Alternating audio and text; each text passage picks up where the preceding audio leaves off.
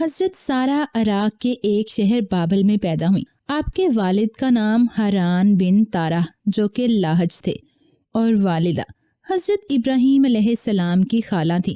حضرت ابراہیم کی پہلی بیوی اور حضرت اسحاق کی والدہ ماجدہ حضرت سارہ کا مقام ہے۔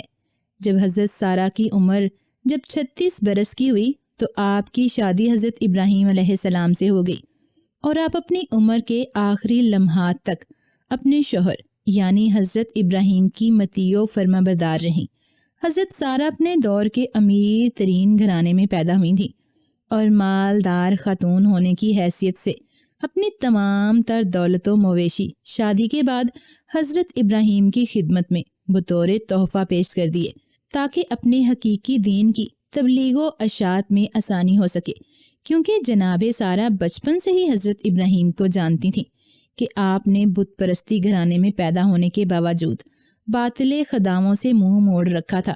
شرک و کفر کے ماحول میں ہونے کے باوجود حضرت ابراہیم انسانی و توحیدی فضائل پر بات کرتے تھے، اور اسی بات نے حضرت سارہ کو حضرت ابراہیم سے شادی کی طرف مائل کیا۔ حضرت ابراہیم دین کی تبلیغ و اشاعت کرتے۔ حضرت ابراہیم نے شہر بابل سے اپنے خاندان کے ہمراہ حران نامی شہر میں ہجرت کر گئے۔ جب آپ کی عمر 75 سال ہوئی تو اللہ تعالیٰ نے آپ کو وہاں سے بیت المقدس ہجرت کا حکم دیا۔ بیت المقدس میں کچھ عرصہ وقت گزارنے کے بعد اللہ تعالیٰ کے حکم سے آپ نے مصر شہر کی طرف ہجرت فرمائی۔ اس وقت مصر شہر میں قبطیوں کی حکومت تھی، اور قبطیوں کے ہر بادشاہ کو اس وقت فرعون کے لقب سے پکارا جاتا تھا۔ کچھ لوگ یہ سمجھتے ہیں کہ حضرت موسیٰ کے زمانے میں جو بادشاہ تھا صرف اس کا نام فرعون تھا، جبکہ تاریخی اعتبار سے کسی بھی بادشاہ کا نام فرعون نہیں تھا۔ فرعون صرف ایک لقب ہے جو کہ قبطیوں کے تمام بادشاہوں کے لیے استعمال کیا جاتا تھا۔ شہر مصر میں اس وقت عمرو بن امرتی الکیس وہاں کا بادشاہ یعنی فرعون تھا۔ جب آپ شہر مصر کی طرف ہجرت کر رہے تھے تو راستے میں کچھ لوگوں نے آپ کو آگاہ کیا کہ مصر کا بادشاہ بہت عیاش اور ظالم انسان ہے، جو عورتوں کی بہت زیادہ خواہش رکھتا ہے۔ بالخصوص جو اس شہر میں نئی نویلی دلہن ہو وہ اس بادشاہ کو بہت پسند ہے۔ اس ظالم بادشاہ نے شہر کے ہر داخلی راستے پر اپنے فوجی دستے تعینات کیے ہوئے ہیں، جو ہر آنے جانے والے شخص کو مال و اسباب کے عوض بھاری ٹیکس وصول کرتے ہیں، اور اگر کوئی اجنبی تاجر یا شخص اپنے ساتھ عورت لے کر اس شہر میں داخل ہوتا ہے تو بادشاہ کے فوجی دستے عورت چھین کر بادشاہ کے پاس پیش کر دیتے ہیں، جو تب تک بادشاہ چاہتا ہے جب تک بادشاہ اس عورت کے ساتھ راتیں رنگین کرتا ہے۔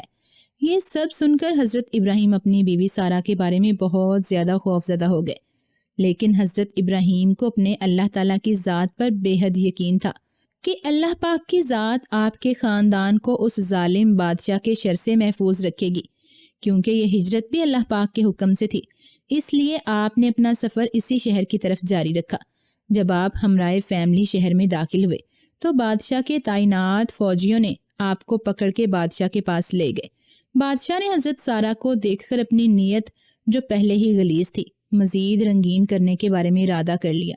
بادشاہ نے حکم دیا کہ اس عورت کو نہلا کر صاف ستھرا لباس پہنا کر میری آرام گاہ میں لے جاؤ۔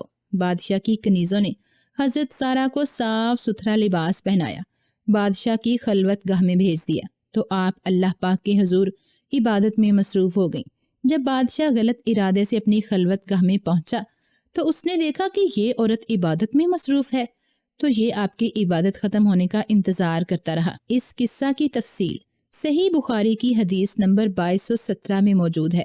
حدیث پاک میں آتا ہے کہ حضرت سارہ نے اللہ پاک سے دعا کی کہ اے اللہ، اگر میں تجھ پر اور تیرے رسول حضرت ابراہیم پر ایمان رکھتی ہوں، اور اگر میں نے اپنے شوہر کے سوا اپنی شرمگاہ کی حفاظت کی ہے تو مجھ پر اس کافر کو مسلط نہ کر۔ جب آپ دعا مانگ کر کھڑی ہوئی تو بادشاہ غلط ارادے سے آگے بڑھا تو اس کے پاؤں زمین میں دھسنے شروع ہو گئے۔ یہ سب دیکھ کر بادشاہ گھبرا گیا اور اس کا جسم تھر تھر کانپنے لگا۔ حضرت سارہ نے اللہ پاک سے دعا کی کہ اے اللہ پاک، اگر یہی اسی حالت میں مر گیا تو لوگ یہ سمجھیں گے کہ میں نے اسے مارا ہے۔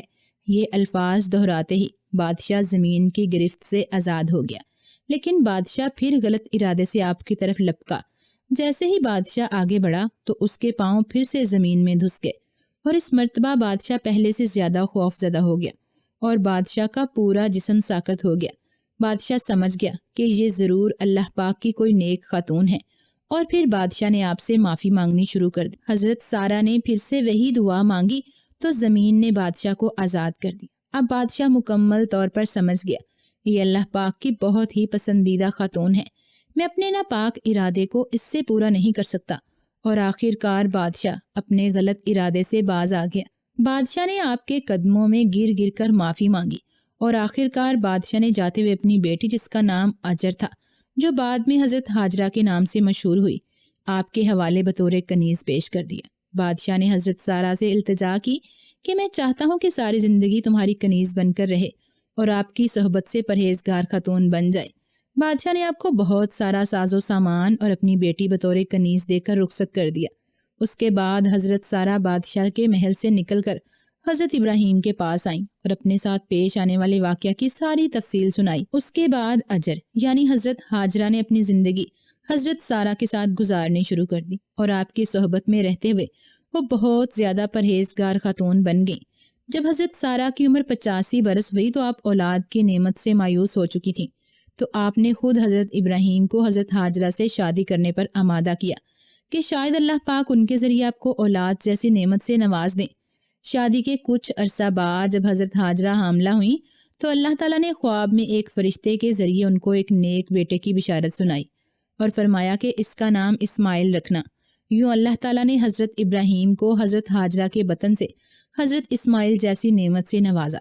جب حضرت ابراہیم کی عمر 100 برس ہوئی تو اس وقت آپ کی پہلی اہلیہ جناب حضرت سارہ کی عمر 90 سال تھی، تو اللہ تعالیٰ نے حضرت ابراہیم کو حضرت سارہ کے بطن سے حضرت اسحاق سے نوازا۔ جب حضرت اسحاق پیدا ہوئے تو ان دنوں آپ ملک شام میں اپنی زندگی بسر کر رہے تھے، اور آپ کے بڑے صاحبزادے حضرت اسماعیل مکہ مکرمہ میں اپنی والدہ حضرت ہاجرہ کے ساتھ رہائش پذیر تھے۔ حضرت اسماعیل نے عرب میں اپنی زندگی بسر کی اور وہیں سے عرب کے تمام قبیلے وجود میں آئے۔ اللہ تعالیٰ نے حضرت اسماعیل کے شر و نسب سے ہی اپنے پیارے نبی خاتم النبیین حضرت محمد صلی اللہ علیہ وسلم کو دنیا میں جلوہ افروز فرمایا، جبکہ حضرت اسحاق کو حضرت یعقوب سے نوازا، جنہیں اسرائیل بھی کہا جاتا ہے، اور انہی کی نسل کو بنی اسرائیل بھی کہتے ہیں۔ حضرت سارہ نے 127 برس کی عمر میں وفات پائی، اور آپ کے شوہر حضرت ابراہیم نے آپ کو شہر کنعان کی ایک بستی ہیبرون میں تدفین کر کے سپرد خاک کیا۔